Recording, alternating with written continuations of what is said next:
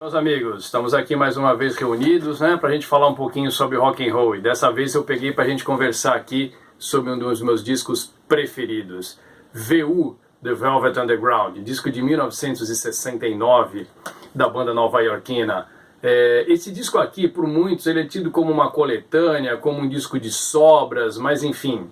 Ele foi lançado inclusive em 1985, que o disco ficou guardado. Um projeto que não foi para frente, podemos dizer assim, do Velvet Underground. Algumas dessas músicas aqui a gente vai escutar em bootlegs, algumas coletâneas, mas a compilação delas todas aqui ficaram de forma perfeita. Esse era para ser, de fato, o quarto disco do Velvet Underground.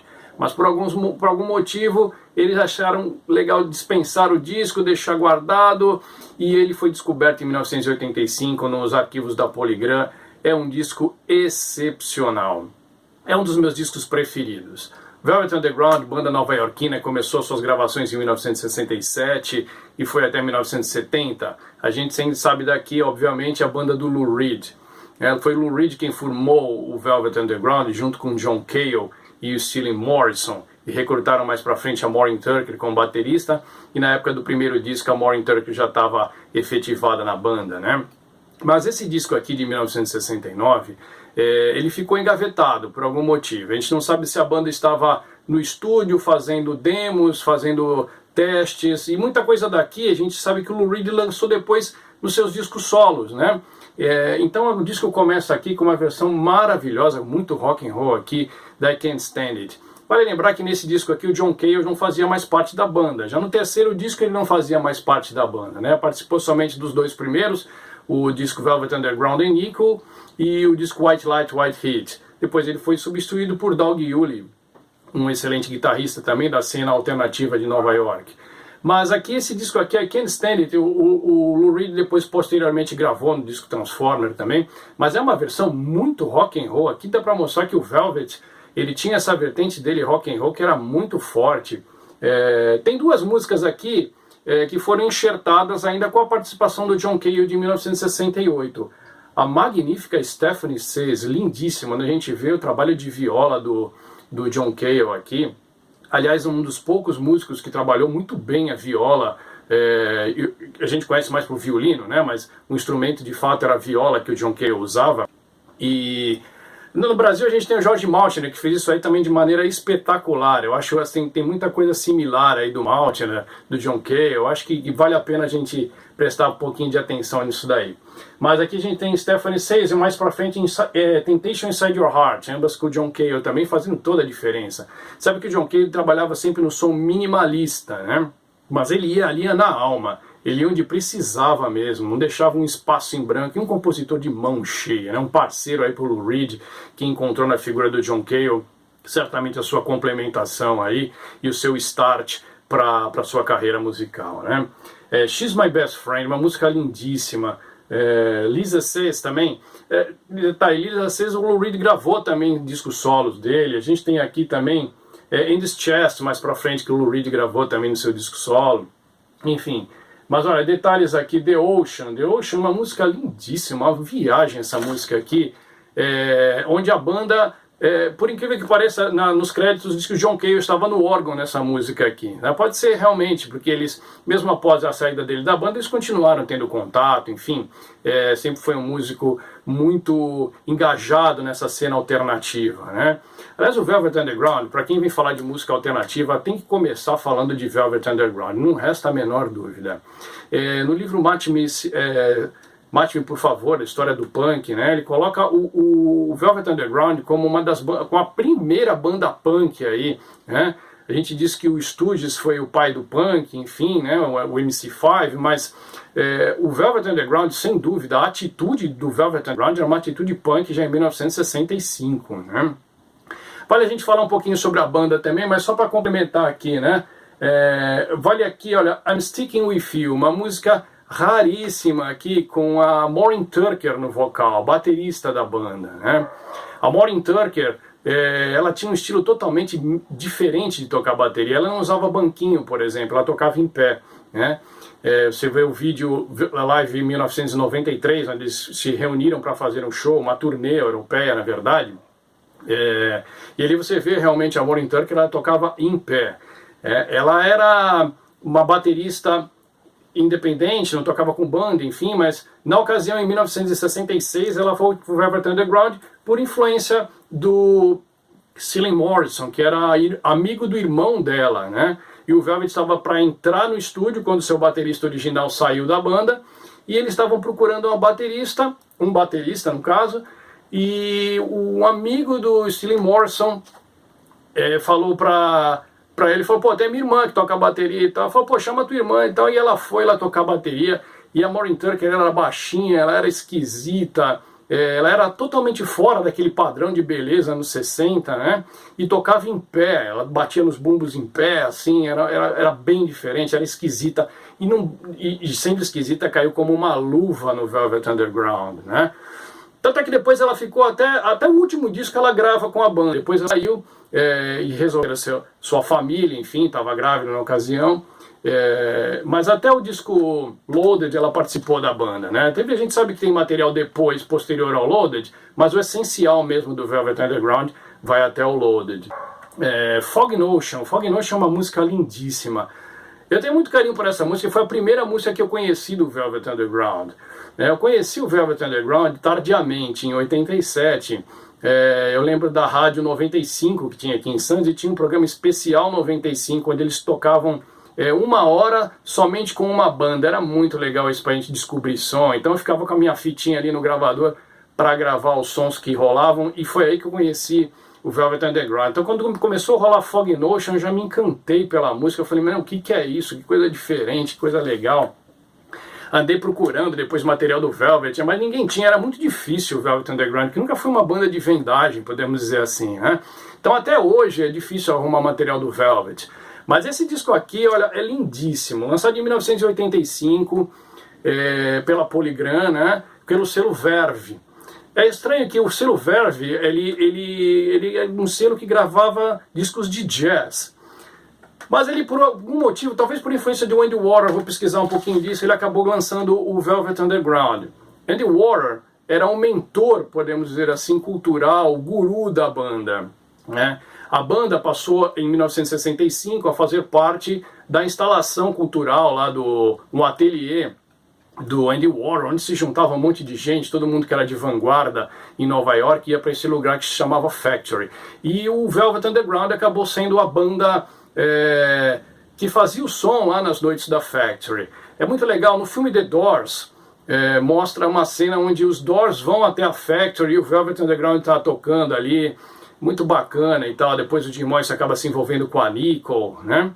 E vale a gente falar sobre o disco da Nicole, sem dúvida aqui, né? Primeirão aqui do Velvet Underground, conhecido como o disco da banana, porque não tem nem nada escrito aqui Velvet Underground na capa. Tem somente uma banana aqui e a assinatura do Andy Warhol, e que era realmente quem lançou a banda aqui, não resta dúvida, né? Esse é o único disco que tem conta para a presença da Nicole. Nicole era uma modelo húngara que fazia encenações ali na Factory, e o Andy Warhol falou, pô, vocês têm que colocar a Nicole para cantar, vocês têm que colocar a Nicole para cantar, e a banda, na verdade, foi um pouquinho até contra a presença da Nicole, mas se tornou um disco clássico. A Nicole, infelizmente, ela veio a falecer em 1988, né?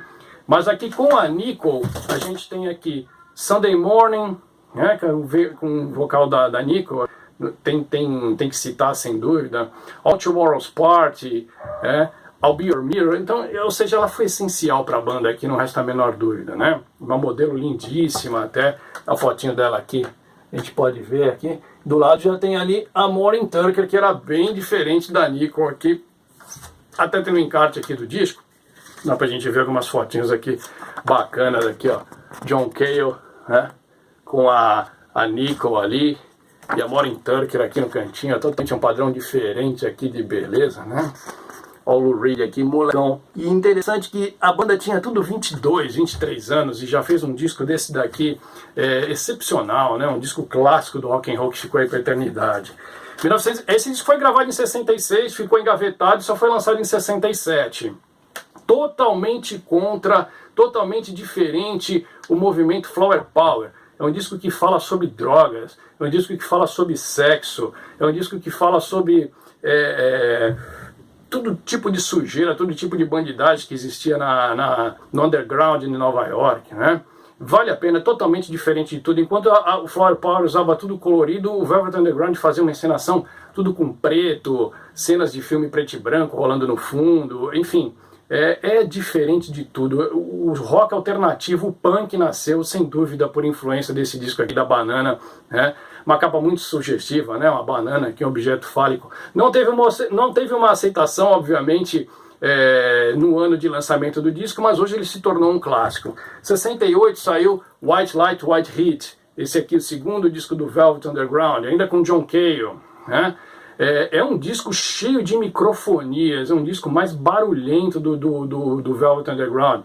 Certamente aqui a gente tem White Light, White Heat de destaque, né? E Sister Ray, não podemos deixar de falar de Sister Ray aqui, 17 minutos com muita microfonia, com muito barulho, enfim, uma salada aqui de som, maluquice de primeira aqui, né? Obviamente também não teve uma aceitação. Com a saída do John Cale nessa ocasião aqui, a banda gravou o seu terceiro disco, substituído aqui por Doug Yuli no baixo e no órgão, né? Substituindo muito bem aqui o John Cale. Claro que a nível de composição já era outro, mas aqui a gente ficou conhecido como o disco calmo do Velvet Underground, o disco mais na manha do Velvet Underground, talvez em função da diferença do disco anterior, que era bem barulhento, né? Mas olha, Candy Says, What Goes On, Pale Blue Eyes, lindíssima aqui, uma das músicas mais lindas do Lou Reed, não resta a menor dúvida. After Hours, enfim, discoteca básica esse disco aqui. E foi justamente no intervalo desse disco aqui para o Loaded, que é esse aqui, que é o último disco do Velvet Underground, com a formação, podemos dizer, clássica, né? É que eles gravaram o VU, né? Aqui destaque para Sweet Jane, que é um sucesso solo com o Reed também, né?